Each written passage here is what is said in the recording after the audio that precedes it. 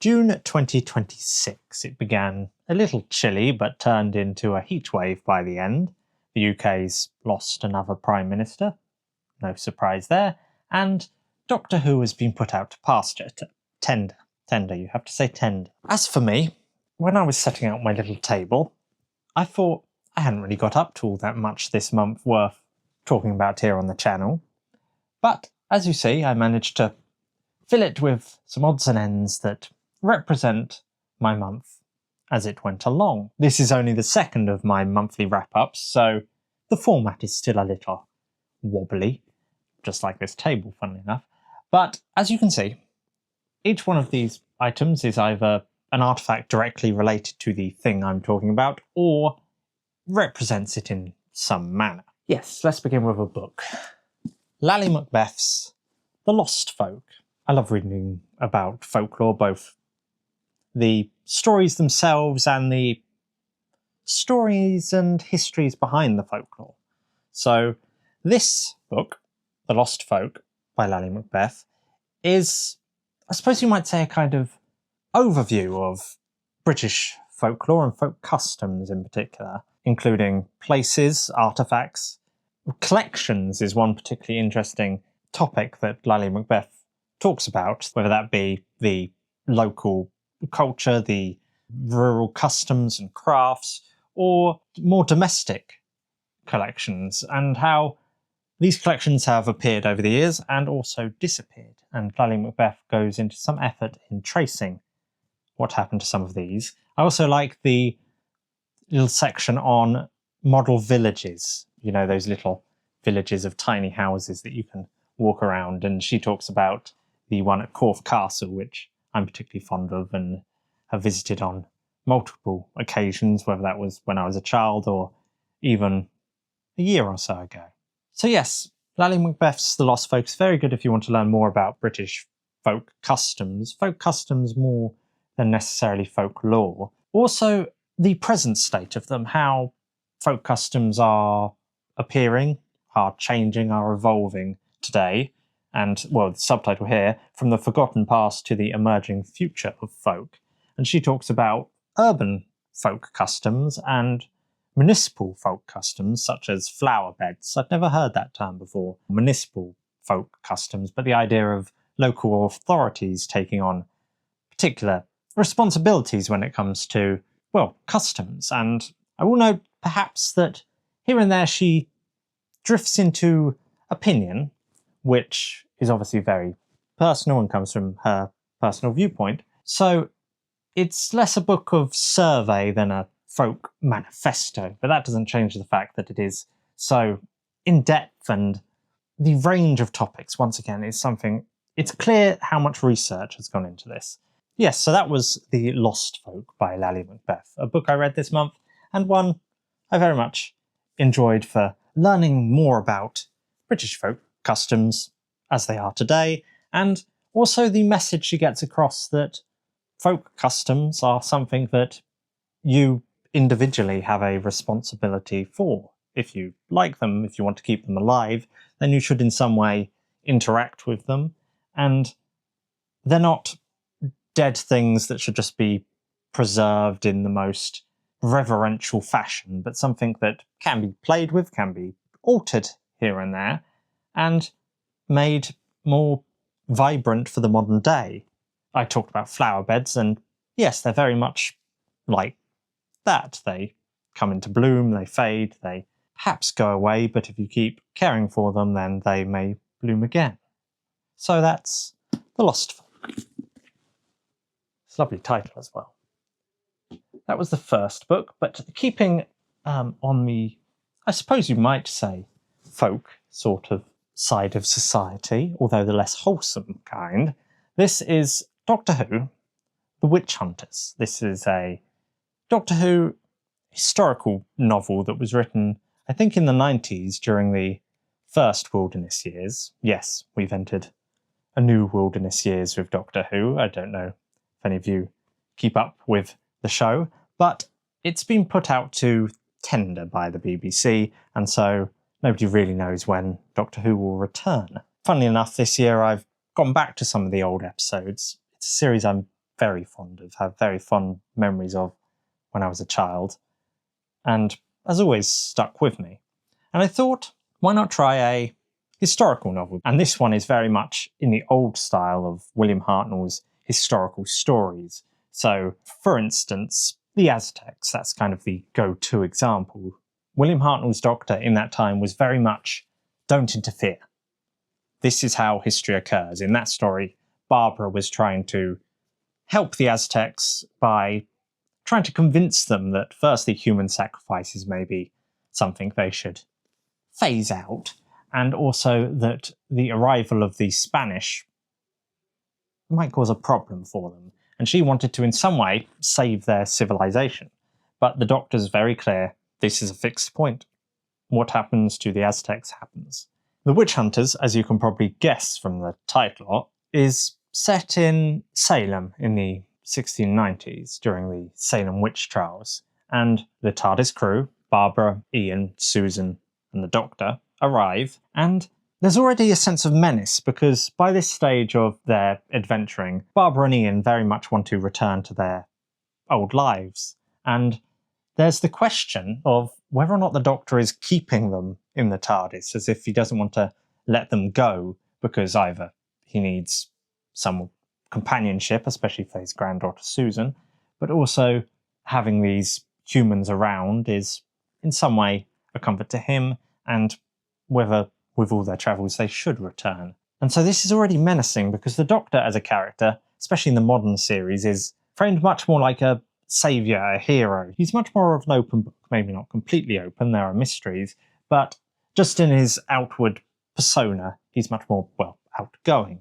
But the Doctor is this curmudgeonly old man here, this the first incarnation, played by William Hartnell, and I've always had a fondness for that grandfatherly figure, very old-fashioned grandfatherly. You get Susan in this being very annoyed with her grandfather, and I like, sometimes, especially today, storytellers over-explain. And I like in this that with the Doctor, Steve Lyons, he has the Doctor say to Barbara and Ian, the two human characters, that they just can't understand the rules of time and what points are fixed and what you cannot change. So sure, maybe he's interfered here and there in their adventures so far, but never with fixed points of history. And he doesn't need to explain any further because they're humans, their minds cannot understand. And don't worry, Susan, you'll understand when you grow up. So slightly condescending, but it makes for a compelling character. And, well, as I said, there's a sense of menace. Menace is the right word straight away, because you have this question about the Doctor, and then you arrive in Salem. And, well, we know what happened at the Salem witch trials. Something Steve Lyons gets through quite well is the sense of belief in the community. So this is a very puritanical society. And, well, there's no changing that. And whether Barbara, Ian, Susan tries to talk to the locals and say things can be different, this is not the only way to do things. Well, the fear of witches and not suffering a witch to live is so strong, even those convicted of witchcraft believe there are witches, there's just not them. And, well, it's tragic in a way that their belief that should really hold the society together becomes something so hate-filled and scheming.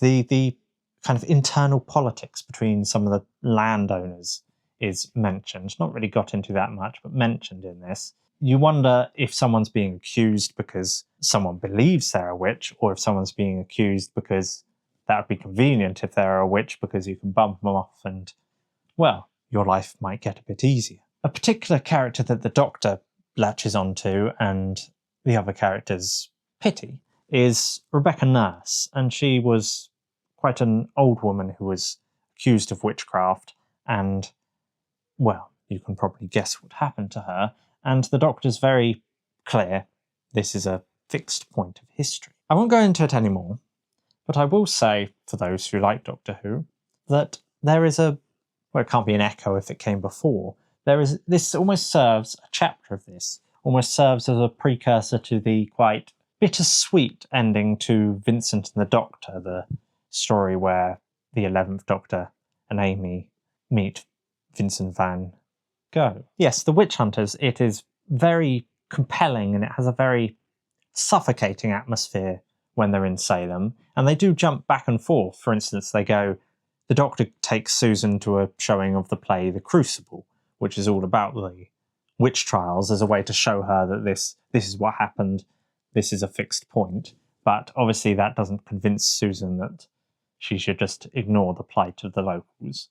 And it's interesting to actually have a Doctor Who story without any aliens other than the TARDIS crew, without any interlopers, without anything really supernatural other than the belief that is so potent that there are witches and they must be hunted. Of course, if you're into the adventure of Doctor Who, then that may put you off slightly. But I will say that, as a book, during the first wilderness years, they were much more experimental and approached much darker, more adult topics because, well, the Doctor Who fans in the 90s were not the children and family audiences who would have watched it on the telly, but were adults who had fond memories of the TV show and wanted to delve into some adventures in time and space, but had also grown up and were willing to explore much heavier topics than maybe would have been approached in the TV series. So that is The Witch Hunters by Steve Lyons, and yes, if you want a Doctor Who historical that's very much a historical, then this might be one to look into. I was somewhat drawn to this because on my channel I've been releasing some videos on topics related to historical fiction, and, well, I thought, why not delve into a Doctor Who historical fiction as well? But let's move on. One of my favourite manga, Natsume's Book of Friends. This is a Japanese series that I'm very fond of, and this is so fantastical and so slice of life and cosy. That's very much the word, even the cover, look at that. It's very cosy vibes straight away. And this is volume 32 that's just been released in an English language translation. And it's all about, well, Natsume going around helping people with his ability to see and fight yokai, the ghost spirits. But it's more about the interpersonal relationships and the stories behind the depth of the characters and yokai that he meets. In this volume, we have someone whose father, I think it was, has an old storehouse. The father's long dead, and the daughter, who can't really interact with yokai, was told by her father that she should never go in there because there's a curse placed upon it. So Natsume and Mr. Notori go to explore this storehouse and try to get rid of any curse that exists in there so she can, well, use it, empty it out, find what her father left.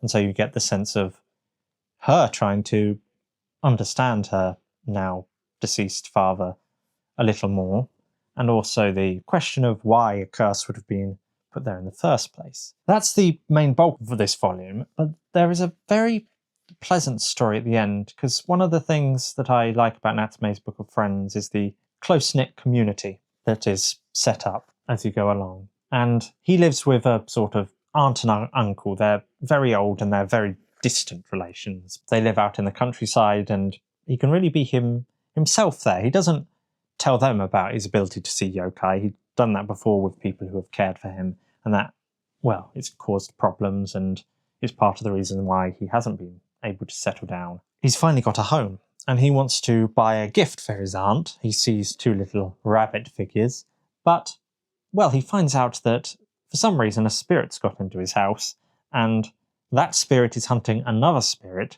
which is jumping back and forth in time, is what I gathered, therefore appearing and disappearing, and that makes the hunt quite difficult. And, well, the two little rabbit figures come into it at the end. Not just the rabbit figures, but the little dolls that have been made of Natsume and his sensei, this spirit guardian who takes the form of a cat but is a much mightier figure. This volume was particularly, for me, enjoyable. It was cosy. I often, when I get the latest volume, just spend an hour or so in the evening reading through it with a CD soundtrack of Natsume's Book of Friends on in the background from the anime series, and yes, I look forward to volume 33 when it is eventually released here in the UK and in the English-speaking world. So that covers some reading highlights for the month. How about let's move on to this over here. You can see a film reel, and this is an old postcard from the 1920s, and although you may not have heard of Betty Balfour, she was, in the 1920s, arguably especially in the first half, the most famous British star on screen, and perhaps throughout the 1920s the only other one who might be equally notable would be Ivor Novello. But Betty Balfour was Britain's Queen of Happiness. She often played East End skivvies, housemaids, people of the lower end of the working class. So in Squibs, she was a flower seller. Don't know if you can see a little flower in her hand there.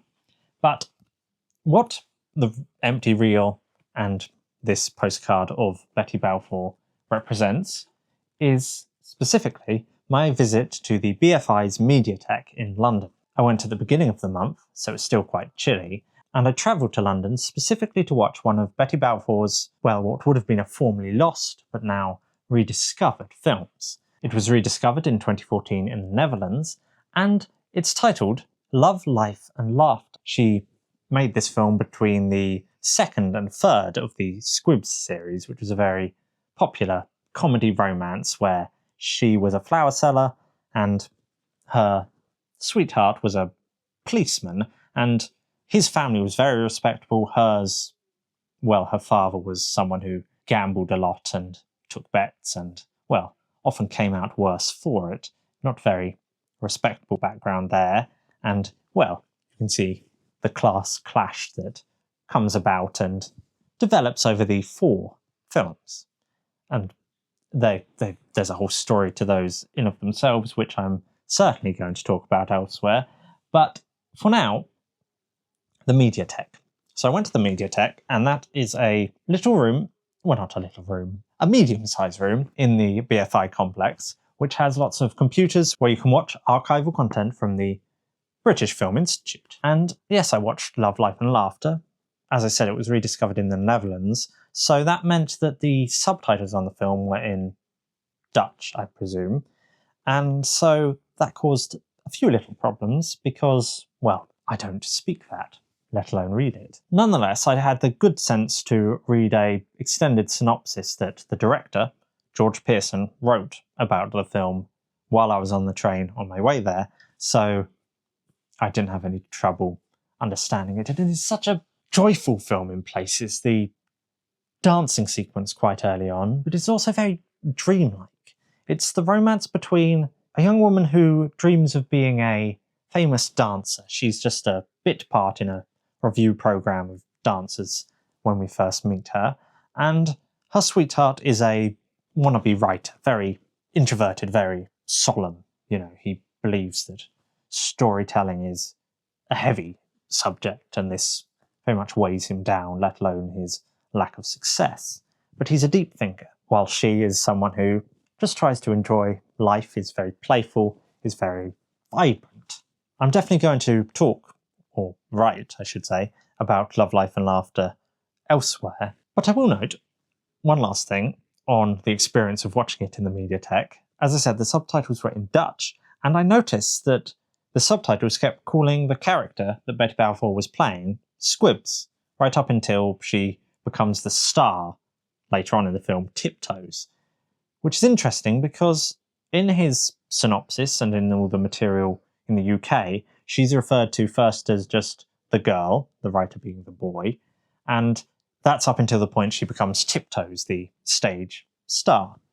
So I think that perhaps because the Squibs character travelled onto the continent and was quite popular as well overseas, not just in Britain, I think because of that series, they decided when doing the subtitles to just call Betty Balfour's character Squibs again. I suppose keep consistency, but also make it easier to market. That's just a presumption, but it was an interesting thing to note, and I do think it's an awful shame that the BFI have made Love, Life and Laughter accessible. but only in the sense of you have to go to a very specific place in London on the Southbank to be able to watch it. It would be nice if one day a fuller restoration was undertaken. While I was in the Mediatheque, there's so much content available, and there's been a First World War film that I've been wanting to see for so many years. It's called Suspense, and it was released in 1930, I think. Yes, 1930. And Sound had just come in at this point, Sound Films. And what this film is about is it's set in a dugout where a new regiment of British soldiers have come to relieve a former regiment. And when this former regiment are leaving, they seem very haggard. They seem like they're so happy to be out of here. But this is odd because there's been not much action on this line of the Western Front for a little while. One of the soldiers even leaves behind some brandy, and that's very strange because they normally take it with them, but he's like, you'll need this. And so there's the question of why are they so happy to leave? What's the problem with these trenches? So the regiment settle in, and later that day they begin to hear something in the dugout where they sleep, where they wash their clothes, where they hide from the shells falling from the sky on occasion, and they hear this tapping, this tapping, this tapping, this tapping, this tapping. They realise they're being undermined. The Germans are digging underneath them, which this sapping tactic mostly involves, is digging underneath the enemy's lines, putting in a load of explosives, and then blowing them to kingdom come. And then you no longer have to capture a line of trenches, but just a crater. You can charge in after the explosion has occurred. This was used on both sides. There's an Australian film called Beneath Hill 60, which looks at just that. But in this one, it's British soldiers in the dugout, and they know that they're being undermined. And not only do they know this, they know that when it stops is the moment they need to worry. Because when it stops, that means they're putting the explosives in, and sometime after that, well, that'll be that. The sense of terror and suspense, that's the title of the film, suspense, tension, built up throughout this film, well, it really grabs you. It's so compelling. And I'm so glad I took the chance to watch Suspense, because it's not really available anywhere else in the UK that I know of. I've been wanting to watch it since I did my PhD on Western Front set films. Considering that for almost about a decade I've been aware of this film and have wanted to watch it, but just never got round to going to the Mediatheque in London and sitting down and viewing it. Considering all that anticipation, you'd think that perhaps the film wouldn't live up to the sense of importance that I put upon this film. Because as I said, it came in when sound came in, and like Hitchcock's Blackmail, which uses sound in quite interesting ways, this film, Suspense, uses sound as kind of the terrifying element. This tapping, this tapping, this tapping. Did I say what on the table is representing this film? It's this. It's a poppy, commonly associated with remembrance of the First World War, for those of you who are unaware, and a broken pocket watch. So that's my kind of representation of First World War suspense. You're being left in suspense, or, well, just time's never for moving forward there, not unless I get a specialist on that pocket watch. I think it's really a shame that this film, Suspense, is not more widely available, because I truly believe after watching it, despite some perhaps overacting here and there, it could be considered a classic of Western Front cinema, of films that depict the First World War, that's not just interesting on a, I suppose you might say, technical level because of the sound being new and it is using sound in its narrative in an interesting manner. It's based on a play. I think audiences today would find it just as compelling as audiences in 1930, and, well, it would be good to have a nice restoration released at some point. But if you're in London and you're at the Southbank and you wander into the Mediatheque, you can watch it for yourself, but I'm not sure how many of you are specifically in London, in Southbank, regularly, to be able to wander into the Mediatheque and sit for 2 hours. Let's move to another British film now, 1963, The Scarlet Blade. Now this is set in, well, the English Civil War, as you can probably tell from his outfit on the cover. It's a tale of loyalty and parliamentarians and royalists fighting it out. It is a Hammer film. I know Hammer's more associated with horror than historicals, but this is a historical with no element of horror, but much more looking at that period and making a melodrama there, particularly the relation between the daughter, who's more sympathetic to the royalists, let's say, and the father, who was once on the royalist side but is now a staunch parliamentarian and quite brutal in his efforts to bring the locals onto side. Yes, if you have the chance, it's available from Indicator Films to purchase on Blu-ray, unlike Love, Life and Laughter or Suspense. You can actually see this film for yourself without travelling to London. Now, what should I move on to next? There's only a couple more things. Let's go for the back. This is quite a jump. Now, what you see is a globe and a thesaurus upside down. What does this represent? Well, quite obviously, it represents Guy Montgomery's Guy-Mont Spelling Bee, a originally New Zealand comedy panel show that also has a Australian spin-off. It's the Australian version that I saw because that's what's available on BBC iPlayer. And it's just such a manic, chaotic game show, and the sort I like, because if I was to relate it to some British shows, kind of I'm Sorry I Haven't a Clue, the radio show, or 8 out of 10 Cats Does Countdown, the Channel 4 panel show that takes the countdown concept and adds comedians into it. And Guy Montgomery's Guy-Mont Spelling Bee, lovely catchy title, well, it's a spelling bee. The comedians who arrive each week have to spell whatever word is put to them, and these can be some very easy words, but also some very hard ones, and there's some chaos thrown into the mix. For instance, one round that appears a couple of times is spelling the name of the audience member. So the comedians have to pick someone in the studio audience and spell their name. So they're obviously trying to look for someone who looks like they have an easy name to spell, but, well, names aren't always intuitive things, and faces aren't either. Can you spell that? Bark, bark. Actually, someone in one episode does misspell rough, what dogs say, and spells it woof for some reason. So that's a good example that my buddy just gave there. Yes, so Guy Montgomery's Guy-Mont Spelling Bee. I found it because YouTube recommended some clips from the latest series, and I found out that 8 of the episodes from the first season of the Australian version of it were available on iPlayer, and I went through them in about a day, I think. So yes, I'm sure you agree, that is a perfect representation, upside down, beneath the earth, Australia. That makes sense, Australia and New Zealand. Now, last on the table, you'll notice this Viking-y looking longship holder and an Xbox game controller.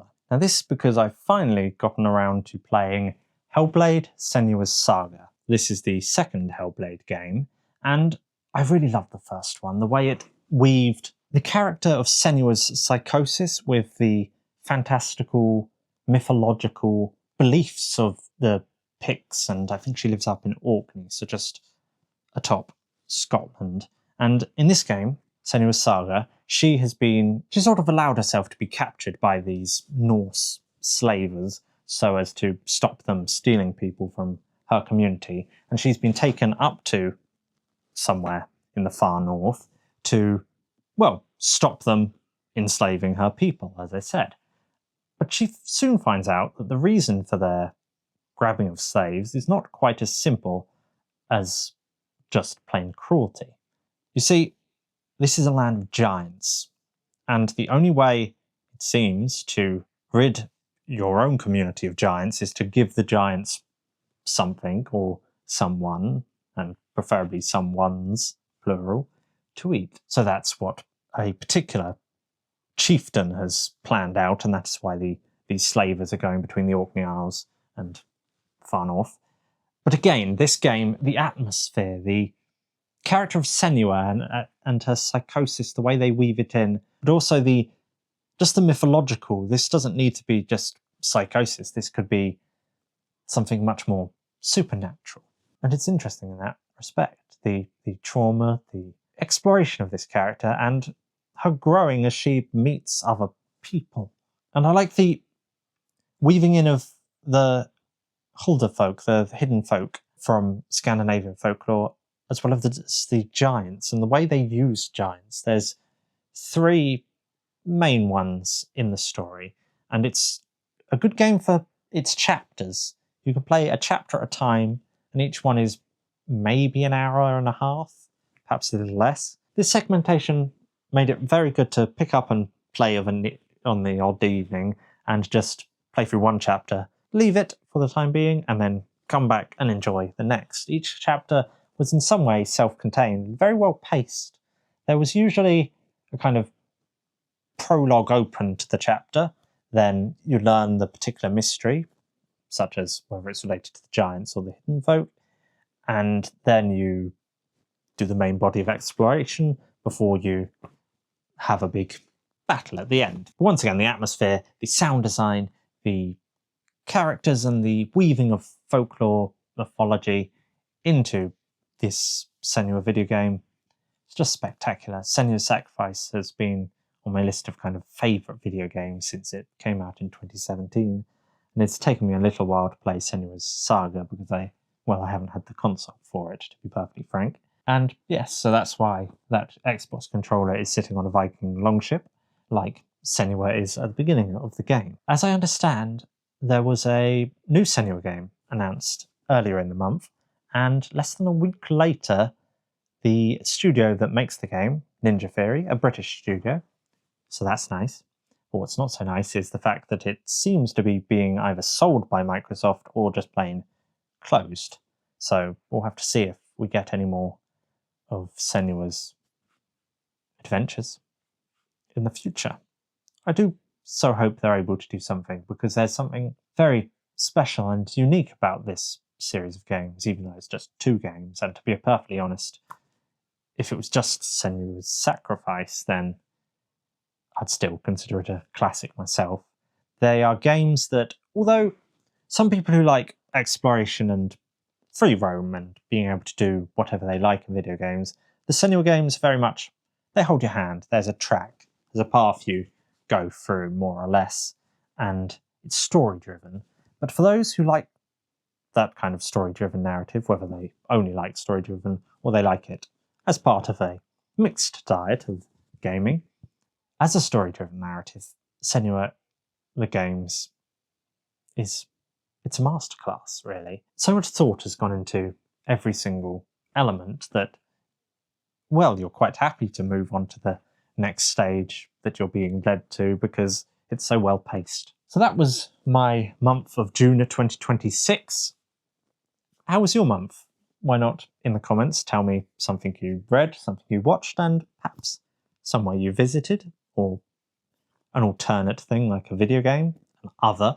So read, watched, and another category. I would love to hear it and chat about it. Oh, and if you've seen Suspense, it's an off chance, but if you've seen Suspense, please do say in the comments, because that would be nice to know. It would be nice to talk to someone else about it down there in the comments. And like, subscribe, all this and that. I'm not very good at this call to action side of YouTube.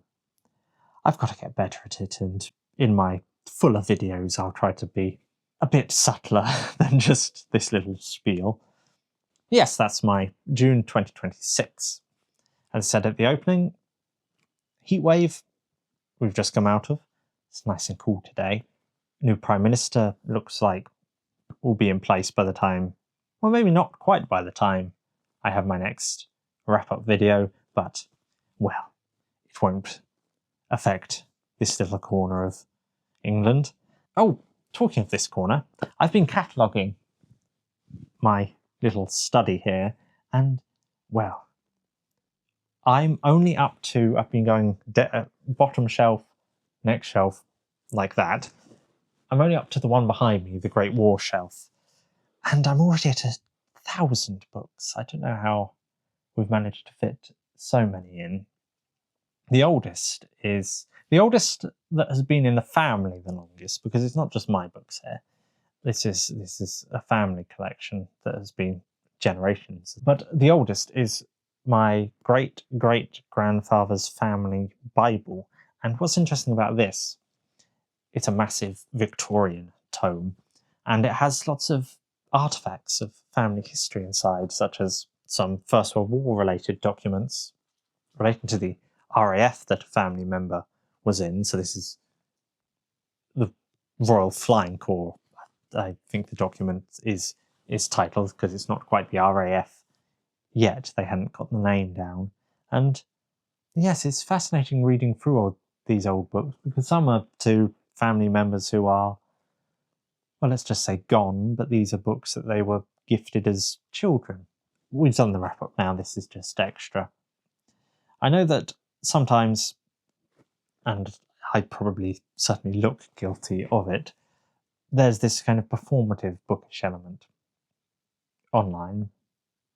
And sometimes there's a fairness to that. Certainly there is a performative element. I've ordered them so that the bits that are on camera are the most kind of relevant to my channel. There's some travel books there. There's fantasy and folklore that you can see in shot, and World War I because of my interest in that, and books that are, well, unrelated and range from a vast variety of topics or elsewhere. But there's also the element of books as artifacts. And sometimes some old tatty books can be very important for your own personal family history. There can be little messages in them. There can be little pieces of paper between the pages. I found an old photograph of it looked like a professional photograph of a baby, like you would have just after a christening, although I took it to a couple of family members and they couldn't tell for the life of me who it would have been, although we do think that it is a book that's been in the family for quite some time, for at least half a century. But anyway, cataloguing the library. I'll continue that into July, as well as reading more books, watching more films, maybe visiting a few places, and I still don't know if I'm going to keep up with these monthly catch-ups, but if I do, well, I hope to see you again.